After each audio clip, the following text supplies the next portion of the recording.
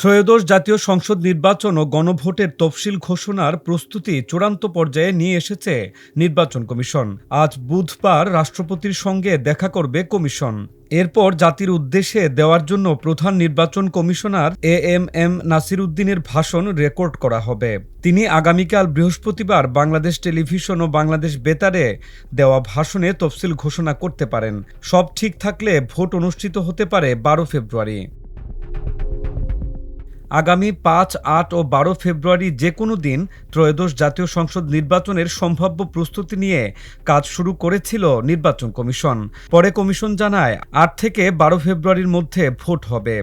এর মধ্যে ৮ ফেব্রুয়ারি জাতীয় নির্বাচন ও গণভোট করার বিষয়ে প্রাথমিক প্রস্তুতিও নিয়েছিল ইসি। সেখান থেকে সরে ১২ ফেব্রুয়ারি ভোটের তারিখ চূড়ান্ত হয়েছে বলে প্রধান উপদেষ্টার কার্যালয় ও নির্বাচন কমিশন সূত্র জানিয়েছে।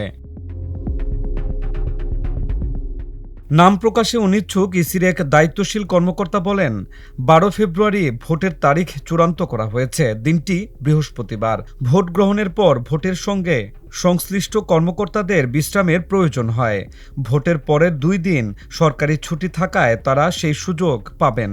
এজন্য ১২ ফেব্রুয়ারিকে ভোটের দিন হিসেবে বেছে নেওয়া হয়েছে। সূত্র জানায়, প্রধান উপদেষ্টা ডক্টর মোহাম্মদ ইউনূস বারবার বলে আসছেন, আগামী সংসদ নির্বাচনে ভোট হবে ঈদ উৎসবের মতো। ফলে এবারই প্রথম ভোটের আগের দিন অর্থাৎ ১১ ফেব্রুয়ারি বুধবার সাধারণ ছুটি ঘোষণা করা হতে পারে। ১২ ফেব্রুয়ারি ভোটের দিন সাধারণ ছুটি থাকবে। পরের ২ দিন ১৩, ১৪ ফেব্রুয়ারি শুক্র, শনিবার সাপ্তাহিক ছুটি।